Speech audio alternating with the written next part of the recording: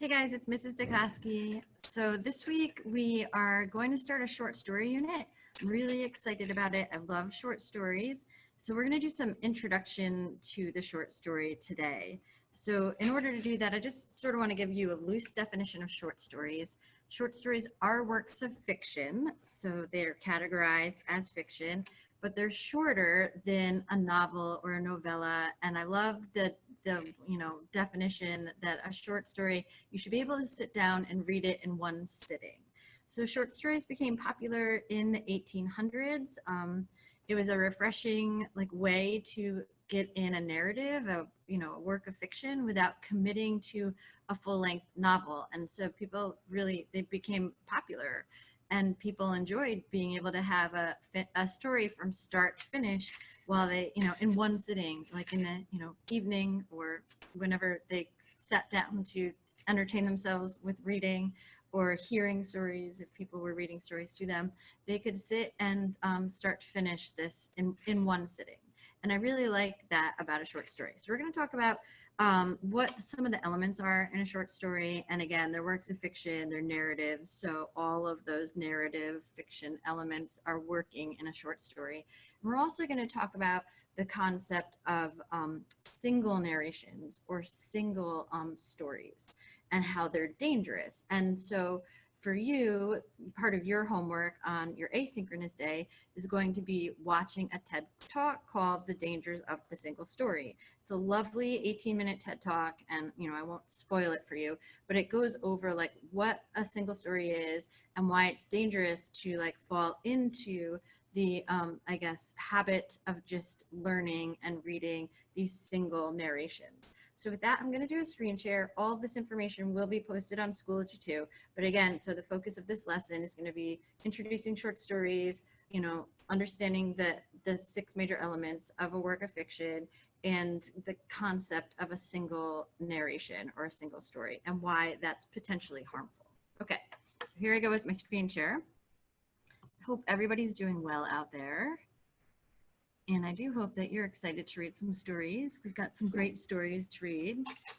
And this, again, can all be found on Schoology, including this document. So here's really our lesson. It's called Dangers of a Single Story. And I'm going to give a quick overview of what this concept of a single story is, or a single narration you'll hear. But then again, the TED Talk, which is your asynchronous homework, is going to, this lovely woman is going to give you her experiences, her lived experiences with why single story or single narrations were harmful to her. So I think that between this just general overview and her, more detailed experiences, you should gain a good understanding of what this single story concept is. So for just brief background, the context of this lesson, the single story, is we know that every person is different from any other in countless ways. We know that. Yet when we encounter others, we often rely on generalizations to describe them. It's our natural tendency. So based on psychology, and the psychologist Deborah Tannen says, we must see the world in patterns in order to make sense of it. We wouldn't be able to see with the daily onslaught of people and objects if we couldn't predict a lot about them and feel that we know who and what they are. But this natural and useful ability to see patterns of similarity has unfortunate consequences. It is offensive to reduce an individual to a category, and it is also misleading. So I really like how this breaks down our human tendency. It's born in us to want to generalize things into patterns. It's a way for our brain to make sense of the world around us, is creating patterns, right? I mean, little kids, they learn patterns. One of the first things that, children will learn how to do is to create patterns. So it's a natural tendency that we have as human beings to want to create patterns. It helps us predict things, helps us feel comfortable, understanding similar patterns. But then the other side, everything has, more than one side, is that if we use this concept that's, natural to us as humans of creating patterns, when we're dealing with other human beings, it can be pretty harmful. So then we start, categorizing humans and making generalizations, and that's where we get all the stereotyping. So that's where our human, ability to create patterns, we have to be cognizant of and recognize that, whoa, I have to have some awareness that creating patterns and making generalizations about other human beings is harmful. So that's where this whole single story lesson starts to pick up. So the author in the TED Talk, and I'll let her say her name, I'm going to refer to her as the author so I don't mispronounce it. But she'll introduce herself when you watch the TED Talk. She uses this phrase, single stories, to describe what's the overly simplistic and sometimes false perceptions we form about individuals, groups, or countries. So she's a writer, and in her novels and short stories complicate the single stories many people believe about Nigeria, the country where she is from. So her thesis, or her major theme within the TED Talk, is to sort of break down this idea about single narratives that are too simplistic and often cause false perceptions about people, either individuals or groups, or in this, other example, countries. So it can go, from just one person to a group to a whole country pretty quickly. This overgeneralization and stereotyping. And again, based on these single narratives that sometimes, cause that we're fed in our cultures that could cause false perceptions. So that's the quick overview of what a single story is and why it might be dangerous, and why we as humans have a tendency to want to categorize things into patterns, and why it's harmful to do that when we're dealing with other human beings. And so now the viewing section, which again is going to be your asynchronous homework, is to watch the TED Talk. So watch this TED Talk. It's about 18 minutes long.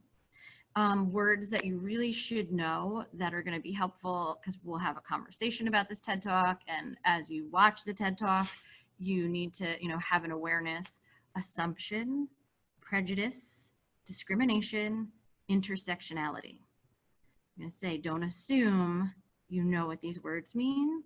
I want you to just take a few moments to look them up using reliable source, and make sure you have a good understanding of what these words mean, because they're going to come up in our group conversation, and it'll just be you'll be more comfortable knowing that you're confident about what each of these words mean. All right, so I'm going to stop my screen share for a second. So that's the overview, my basic overview about the single stories, the narrations. You have to watch the TED Talk, because we are going to have conversation about this in our next live session. Before I go, I also want to talk about the 6 elements that you find in fiction, because short stories are fiction. So we're going to do that quickly, and I'm going to show you the questions that we will be discussing in our next live session. They're all about the TED Talk. So as you watch the TED Talk, or after you watch the TED Talk, use these questions and maybe jot down some points of interest that came up for you, knowing that you have to have conversation about these in our next live session. So we'll go back to the screen share. Again, I just want you to have a really good understanding of the 6 major elements of fiction and the questions that we're going to be using in our next live session to discuss the TED Talk that you have to watch on your own on your asynchronous day. Okay.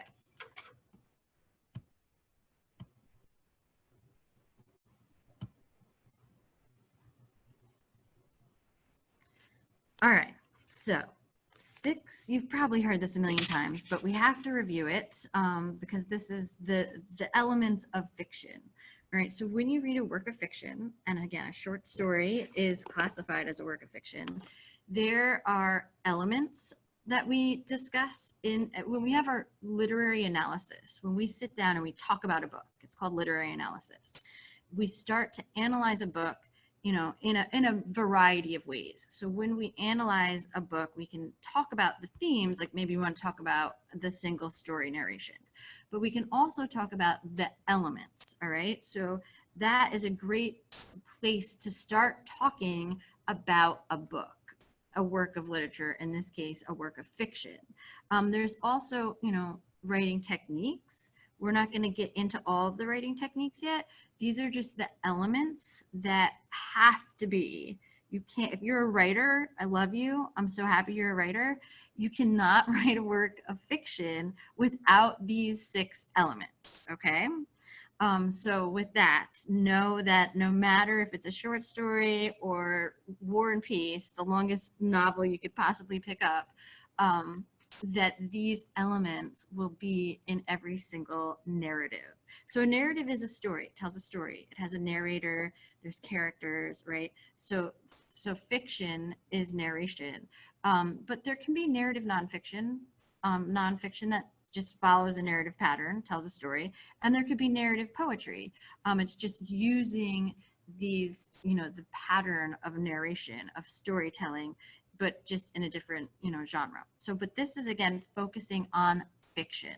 So in our works of fiction, in these stories, we will always have plot. So the plot is the chain of events, right? It's the events that unfold for us. And the traditional plot, we have, you can probably picture the plot diagram.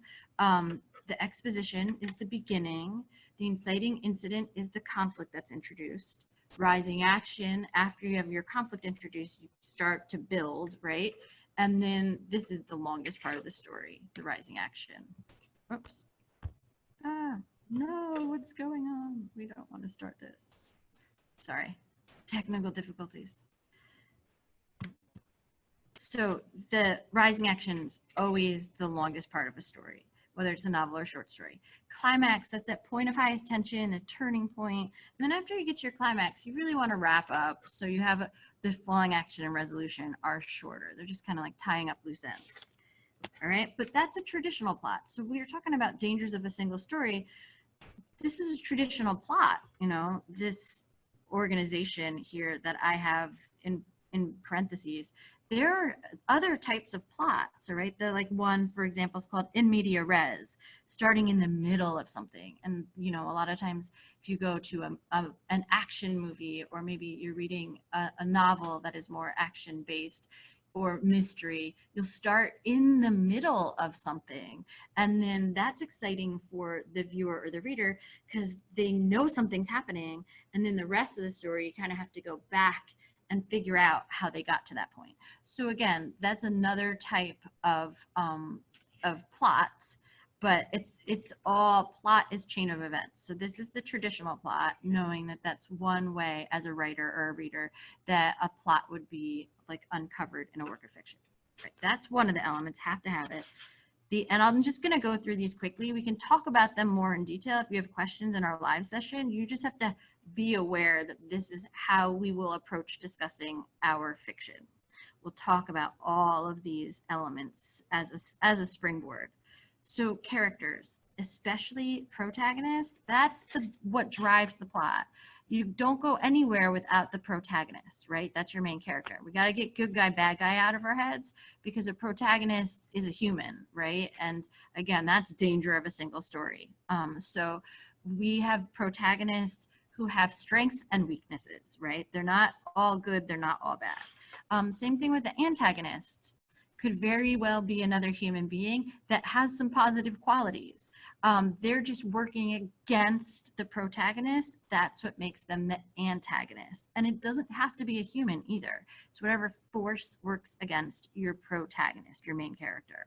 And there are other characters too, but those are the 2 that I'm going to highlight here. So you have to have characters in your work of fiction. You have to have setting. So setting's the time and place. Often there's more than one time and place. You have to have point of view. This is so important, and I think we don't talk about it enough. As a writer, you have to, when you write your story, sit down and determine all of these elements, right? You're like, okay, who are my characters going to be? What's the setting? What are my chain of events? But so, before you even put the pen to page, you have to decide who's your narrator. That's your point of view. Is it a character in the story? That's a first person narrator. Is it an outside narrator? That would be third. So maybe an outside narrator that knows everything and follows all the characters around and gives us full knowledge of what's happening. That's omniscient. Or maybe the narrator is outside of the story, but a little more limited, where they're just seeming to like follow the protagonist through the events, but we don't know as much about the other characters. That would be limited. And second is that your point of view, you don't see it as much. I think of like the choose your own adventures. Those are a great example of second person narrations. But yeah, before the story's even started, the writer needs to say, who's my narrator? And that becomes so important because as the reader, we have to figure out, do we trust this narrator? Who is this narrator? Whose eyes are telling this story? That's the point of view. It's so important. From there, we have themes. These are your major ideas that, aren't always obvious from the start. They kind of get uncovered as the story moves along. So they're the messages, these deeper messages that the author wants the reader to walk away with. And then we have conflict. So conflict's the last of the 6 elements. The conflict goes hand in hand with the character. So the characters have the conflicts. There's always a major conflict for the protagonist, and that is found in the inciting incident of the plot. Inciting incident is the first incident that causes conflict. So the protagonist will have this major conflict that is tied to the plot, right? So the plot kind of moves forward once we get this conflict that the main character is going to have to work through. And then there are other minor conflicts, but there's always a major conflict that sort of that's driving the plot with the main character. And you, again, have external and internal conflicts going on. So those are, I know we've talked about them and we'll talk about them more. These will, again, be this is the language that we're going to use as we analyze our stories. So we'll definitely dive into them deeper. I just want you to be aware and do just a quick review, if it's not familiar, of the 6 elements of fiction before we start reading short stories. I'm going to do a quick share stop. All right. 6 elements of fiction. You need to know those. Those are our talking points. They're springboards. They're springboards to get us to talk about, bigger things or to analyze our literature. So if you're not familiar with those, learn them, memorize them. I'm assuming this is review, but maybe it's not. So do be aware I'm going to hold you accountable for understanding those 6 elements of fiction and being able to discuss them in our, as we read and have writing about our literature and have conversations about our literature. So please, if you have questions about the 6 elements of fiction, ask them. All right, because I'm going to hold you accountable for understanding them and discussing them, using them as a point to start a discussion. All right, so one last thing. And then again, all you have to do is watch that TED Talk. But with the TED Talk, you have these questions that I want you to just look at and be ready to discuss in our next live session. So here is that. The questions for the TED Talk. Questions for the TED Talk, right here. So questions for the TED Talk. Number 1, have you ever considered the idea of a single story prior to this TED Talk? Number 2, what single stories have you heard about others, about yourself? In what ways are these stories incomplete? So some of these, you need to really watch that TED Talk to have a better understanding of single stories before you can give good answers. And I want deep, good answers. All right. This is not superficial stuff. This is like looking inward and having some reflection. All right. So 3, in what ways do single stories impact our own identities? How do we view others and the choices we make? And 4, in a speech excerpt from this lesson, the author recounts her experiences as the subject of the single stories others have created about groups to which she belongs, as well as times when she herself has created single stories about others. This is what she says. I've always felt that it is impossible to engage properly with a place or a person without engaging with all of the stories of that place and that person. The consequence of the single story is this: it robs people of dignity. It makes our recognition of equal humanity difficult. It emphasizes how we are different rather than how we are similar. The single story creates stereotypes, and the problem with stereotypes is not that they are untrue, but that they are incomplete. They make one story become the only story. All right, I love that pull quote. And again, that is from the TED Talk. So you have to watch the TED Talk. Don't cheat and try not to watch the TED Talk. You need to watch the TED Talk to answer these stories well and be accountable for having good conversation in our next live session. So the question that goes with the excerpt, what do you think the author is suggesting? Do you agree with her? Why or why not? And then finally, your last question, what do you think the author means by saying at the end that to reject the single story is to regain a kind of paradise? When a single story is rejected as untrue or impossible, what takes its place? And I love that. I'm going to sort of say goodbye with that thought of like what takes its place when we accept that there's more than one story. Gosh, there's so many stories out there, right? How do they intersect? How do we let them share space, be together, mix, talk about them? So with that, and then how is that, going to help us to be open, to like grow, and like she mentions, achieve a kind of paradise. All right. So I love that hopeful thought, and be ready to discuss these in our next live session. Reach out to me if you have questions. All right. Bye.